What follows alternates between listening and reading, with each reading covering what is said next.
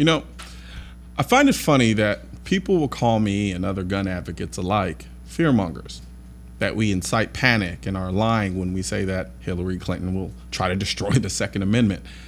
See, in the anti-gunner's mind, or at least this is what they try to make people believe, that as long as Hillary Clinton isn't standing on the front lawn of the White House wearing a muumuu ripping the Second Amendment to shreds, then she's no threat to the Second Amendment at all.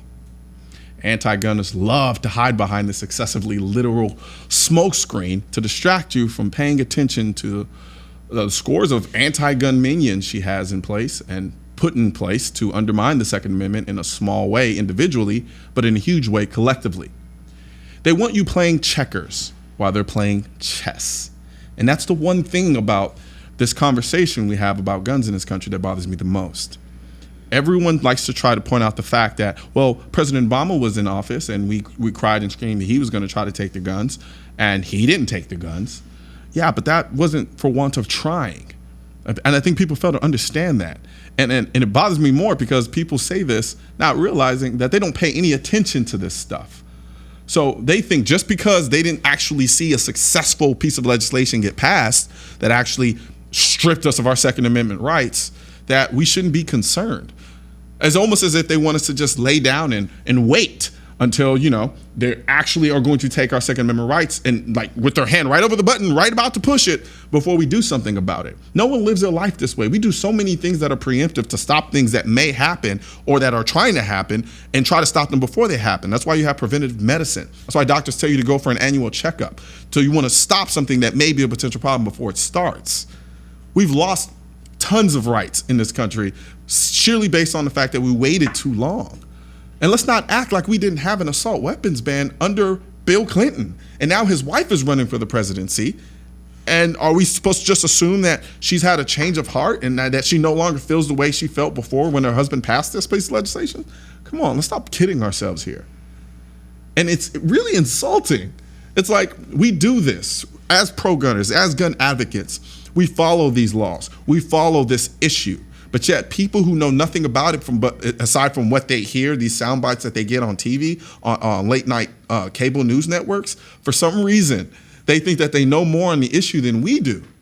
And then when we prove them wrong and we demonstrate our knowledge on these issues and we give them the facts and we give them the history, for some reason for them, it's like, well, you're just a fearmonger or you're just crazy or you're just wearing your tinfoil hat. That's not the case. At the end of the day, she has stated with her own mouth that she doesn't believe in the individual right to own a firearm. I don't know how it can get any more clearer than that.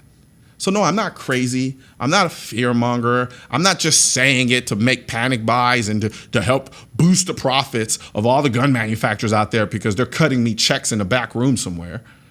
I'm telling you this because it's what she does. It's what she said. So for the people going out to the polls today, keep that in mind, especially if the Second Amendment is something that's incredibly important to you.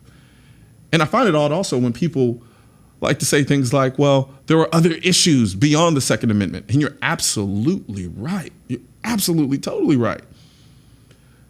But what's more important than freedom?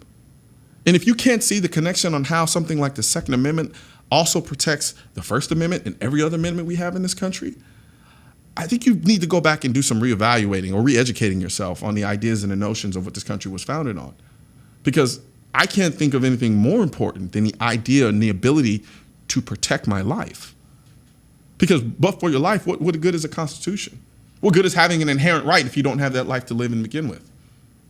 So think about that when you go to the polls. And think about that when you say, oh, well, there are other issues more important than the Second Amendment.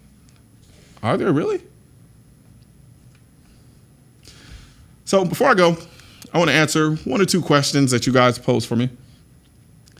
And I'm going to start with one from, let's see here, from YouTube that says, the rental Shelby is way more badass than it has any business being.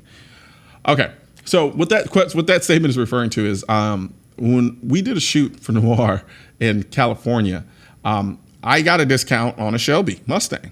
And I rented it. I think it was the GT500. It's like a special edition Shelby from Hertz. The car looked amazing. It was great. But I got to be honest with you, it was kind of slow.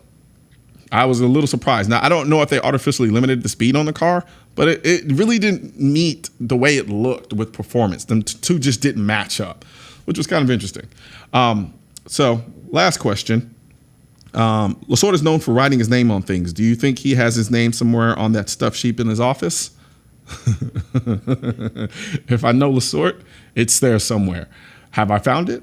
No, I haven't. But trust me, when I leave here, I'm going to call him up and ask him myself. And I'm pretty sure he'll tell me. All right. Actually, I'll do one more question. Can you guys please record the hunt, as I'm a hunter myself and would like to watch? I'll make this quick. I would love to record it, but no. All the shooting I usually do, I'm usually recording and I don't actually get to enjoy the experience because the cameras are there. But I promise you, maybe next time. With that being said, that's the end of Seeing Live. I'm Colion Noir. It was an awesome episode. I look forward to seeing you tomorrow. And I'm out.